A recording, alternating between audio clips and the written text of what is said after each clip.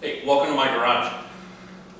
We're going to be doing a video today on the Rogue Fitness Monster Lite 4-foot wall attach rig. I had some questions about how this arrives and how it's shipped and how it goes together once you get it. I mean, obviously it bolts together, but what's really required to get it mounted properly and what to expect during the mounting process. So I thought I'd do a video on it and post it up on YouTube. Hopefully somebody can get some use out of it. What you see here is as it arrives off the UPS freight truck. Rogue did an awesome job on getting it out the door the same day I ordered it. It's the same thing they did with the Concept 2 rower that I ordered. Place the order, bam, they got it shipped by the end of the day. So this came UPS freight on a double long pallet. Comes all shrink wrapped together, and this is the full rig in one little shrink wrap box. The way UPS freight works is you get a tracking number initially from Rogue, tells you when it's kind of going to arrive, and then somebody from their scheduling service will give you a call. So you got to have a phone number in your account at Rogue, otherwise they'll put a little hold on the shipping to make sure that they have a phone number on file before it goes out the door. They give you a call and set you up a window the day before for delivery. It's like a 3 or 4 hour window. Somebody's got to be here. Thankfully, my wife was able to be here while I was at work, and thankfully the UPS guy was able to get his hand truck or whatever he used to get it up here in the nasty, dirty garage you see. But at least it didn't have to sit outside in the snow, and I don't have to bring it in from the cold when I got home from work. So I'm going to go ahead and tear the packaging open. Unlike some of the other Rogue videos you've seen where they build out the gym in the basement or in the garage, I'm actually going to be doing mine in the basement. This is a 9-foot rig, and I have 9-foot ceilings in the unfinished basement, so it's going to work out pretty good. And then I'm climate controlled area versus having to work out when it's 0 degrees or 105 degrees outside here in Colorado. So I'm going to break this down and give you a look at how it comes.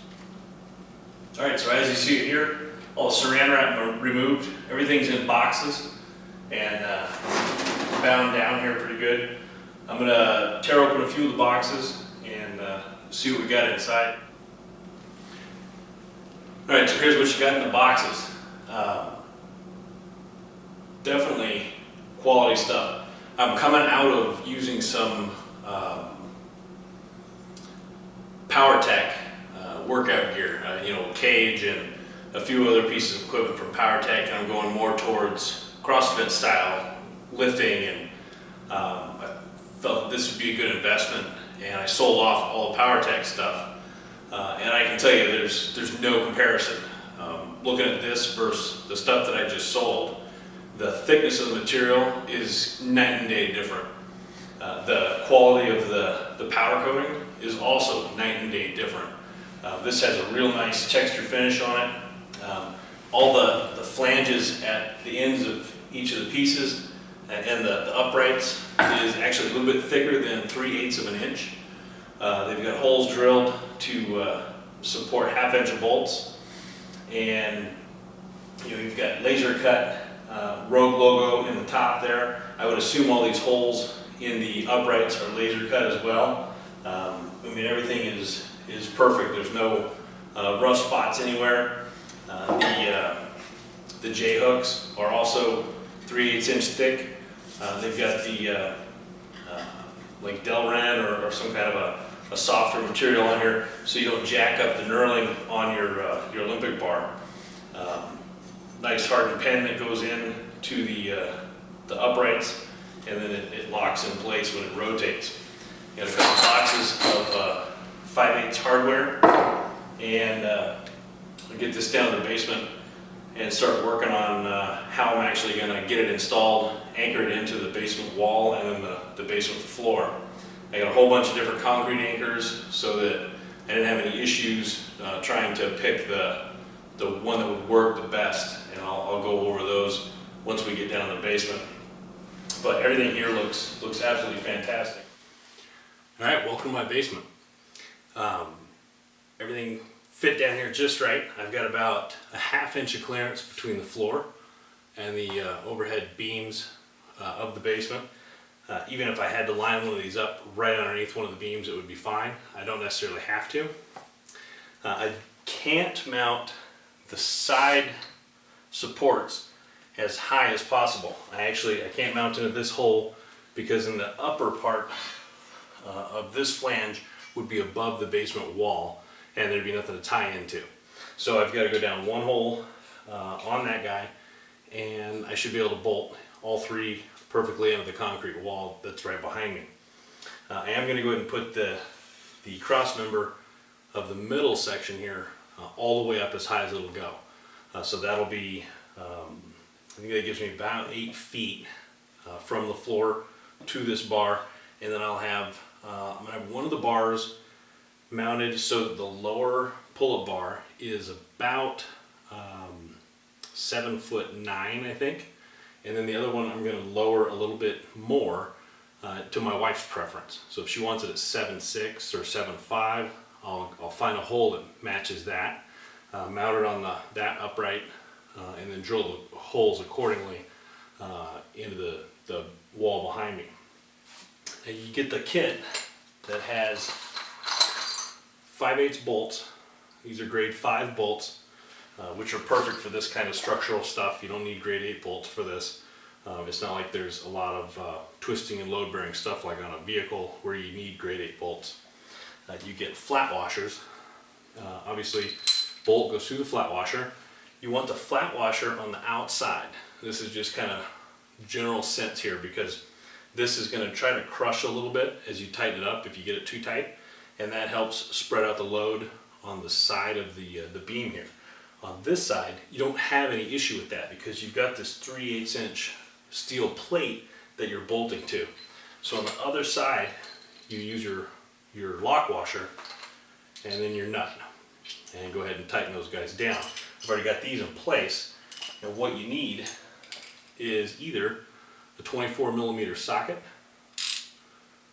or a 5/16 socket. They're basically exactly the same. If you don't have a big socket set like this with different ratchets, it doesn't matter. You can do the same thing with a couple big ass crescent wrenches and open in box wrenches or whatever else. Two big crescent wrenches will work fine too. So I'm going to get these guys bolted up, tightened down, and then I'm going to put the uprights or the side supports into the position that I think I'm going to use them in, and I can then stand it up and put it against the wall. I'm not actually going to do that tonight. I got some folks sleeping in the house right now, and they're probably wondering why I'm down here talking to myself.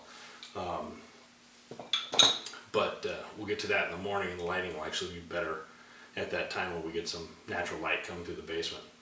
But I do have one more thing to point out before I kind of shut things down for tonight, is the way that they set up these flanges is perfect for the drill that I have. And I assume they did that on purpose, and I'll show that here in a sec. So my biggest concern about doing the install was, how do I locate all the holes, drill them into concrete, and make sure that they're in the right place?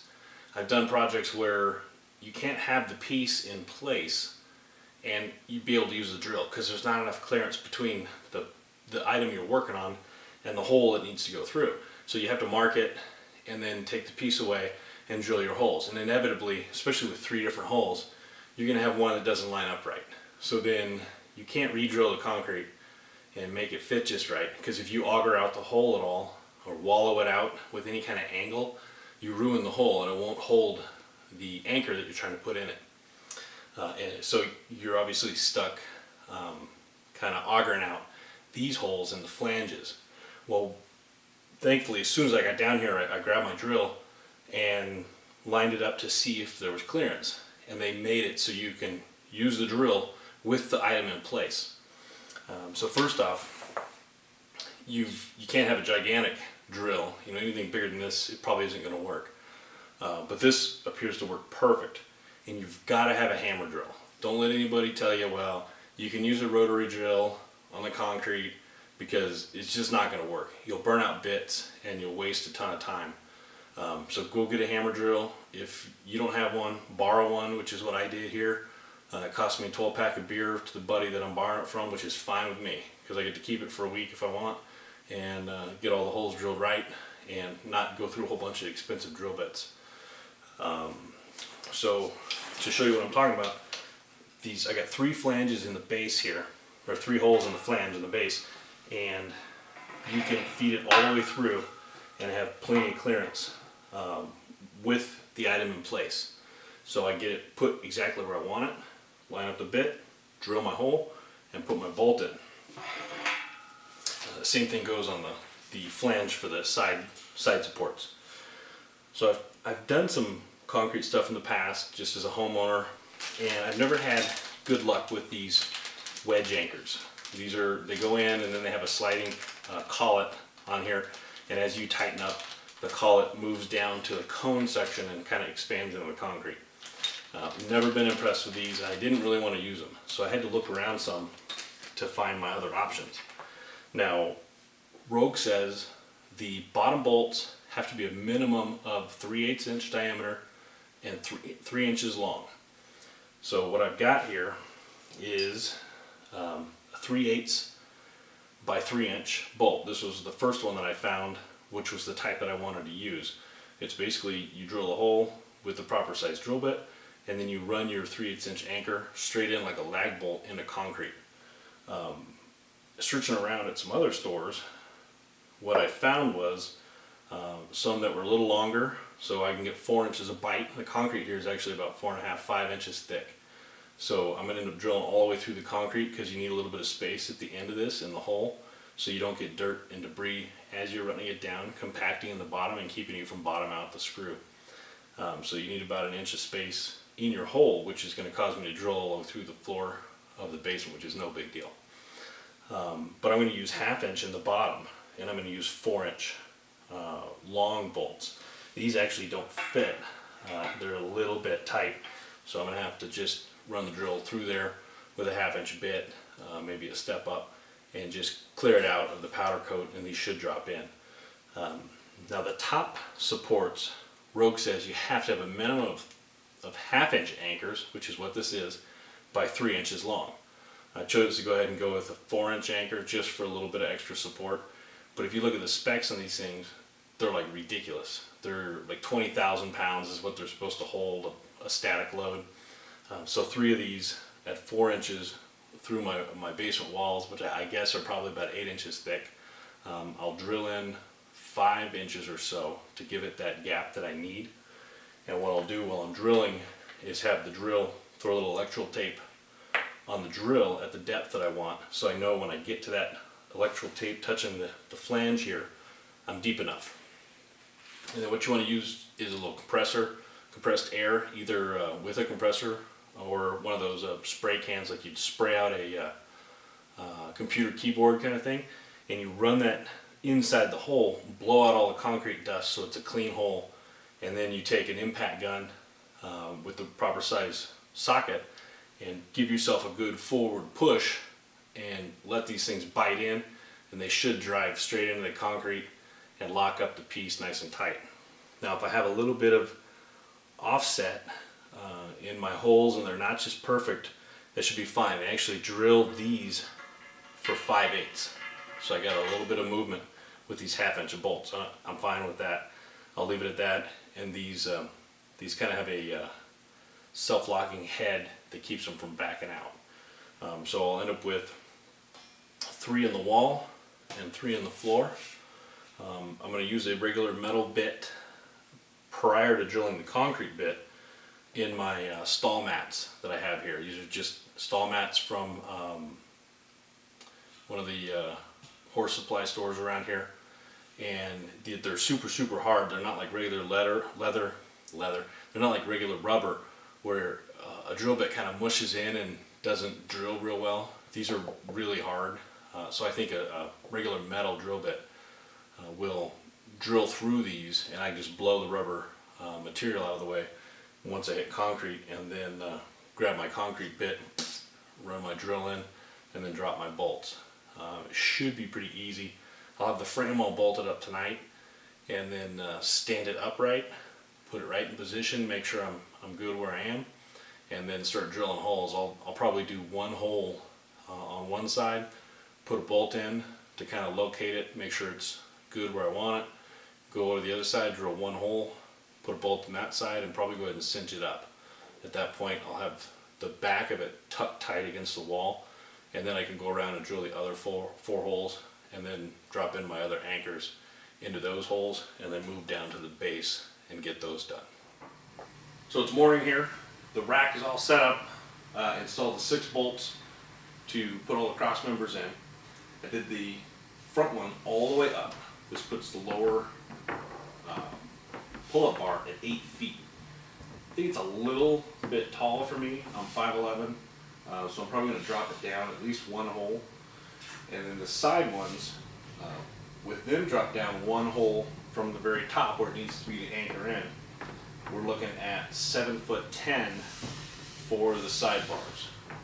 I'm okay with that on one side. I'm going to talk to my wife and see if she wants to go down on the other side so that she has a whole side for her to use.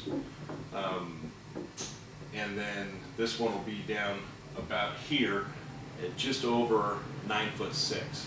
I mean 7'6".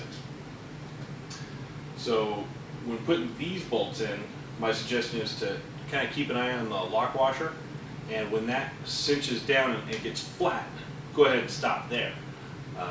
If you go beyond that, especially in the top area, it'll start pinching in the material a little bit, and you just don't need it that tight. These are 5/8 bolts. They don't need to be crushed down really tight. So basically what we're going to do is I'm going to get somebody to help me out. We're going to get in here, down low, and then basically just lift it up into place, push it against the wall, and then grab some chairs and repeat the process to kind of work it up higher as we go. Once I get it in place, make sure everything's squared and plumb, I'll start drilling the holes and anchoring it down. And then give you a better look at the anchors I'm using. You can see it's just like a lag bolt, but it's made cut a little bit different. Just going to run these straight in. I think they want to be torqued down to about 55 foot-pounds, so I'll get them down to where they're touching and then switch over to a torque wrench just so I don't blow out the concrete, being overzealous with the impact gun. Alright, I went ahead and reconfigured it, dropped the front bar down one notch. It has tons of holes at the top, but then you have to drop down about 4 inches, maybe 5. So this is at 7'6" now. The other bar came down 2 notches from where it was. It's at 7'5", and then I kept this one at the highest mark so I can use the rings on it. And it's about 7'9", 7'10" for the bottom pull-up bar. It's going to have a little bit of staggered offset, but the middle piece is still right between the height of the others, so it should transfer the tension through the 2 posts equally, and I don't think it'll do anything to mess up the strength of the rig. I considered going a little bit lower for my wife, but she said she didn't care whether it was there or 1.5 inches lower than 7'5". So we should be good. I'll just try to get this squatted up into place and start drilling the holes. Alright, we got it in position. What I was trying to do worked. We just squatted it up into position, got on the chair, squatted it up higher. Once we got it here, it holds itself right where it wants to because it wants to fall towards the wall. After that, just made sure I was centered on my stall mats, using a tape measure against the feet, and then kind of took a look at are my uprights plumb, and then are my supports level, to make sure that I'm not cockeyed in any way.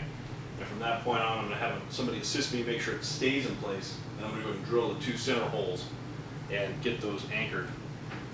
Once I go from there, I'll replumb everything, make sure it looks like it's good, and then go through all the holes, drilling them out and bolting it in. Alright, so with any home project I do, I learned a ton today. The concrete work was the worst part of the whole thing. Putting the road kit together, super easy. No big deal with that. You just need a couple tools, pop that together.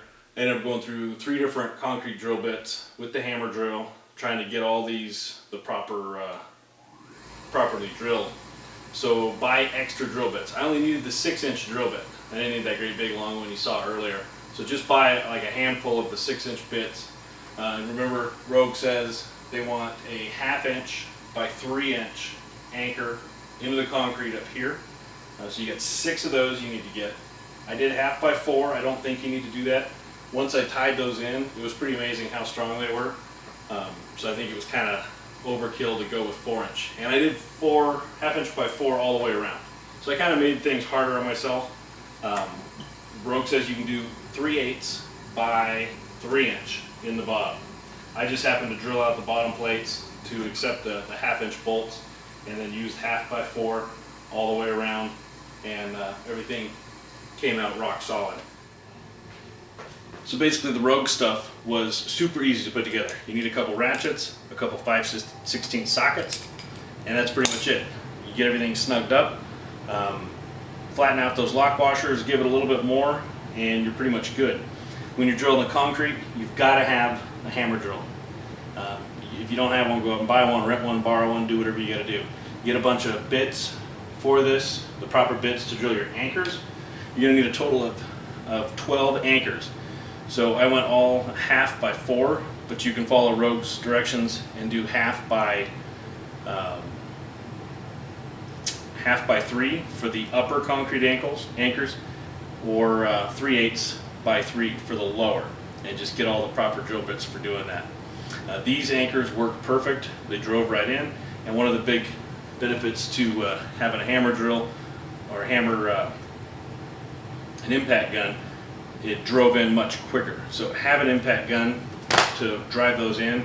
You just put a socket attachment on there and run those guys in, and then cinch it up with by hand.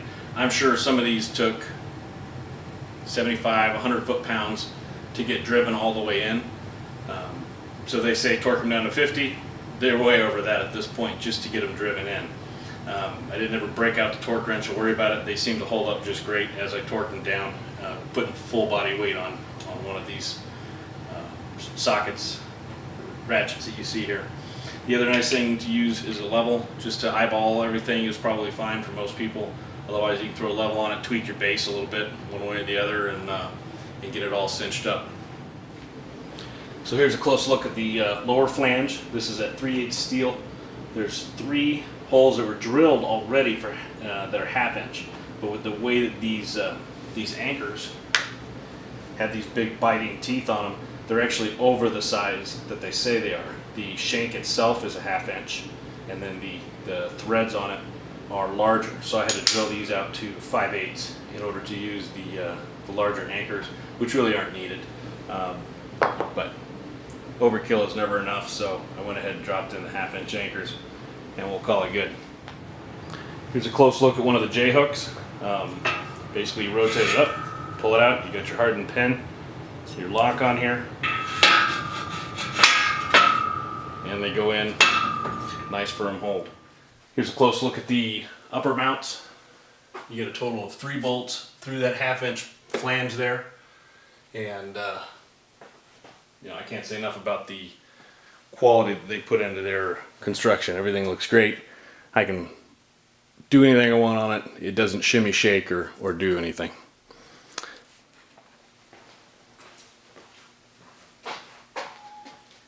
Yeah, that's pretty much it. Covers all the questions that I had before buying it. Some people may have the same questions about, what kind of wall anchors, how many, how big, and how much work does it take to get them put in. It takes a fair amount of work to drill those wall anchors. I mean, some of this concrete was ridiculously hard, but it all went in. It'll last a lifetime, and pretty happy with the whole setup.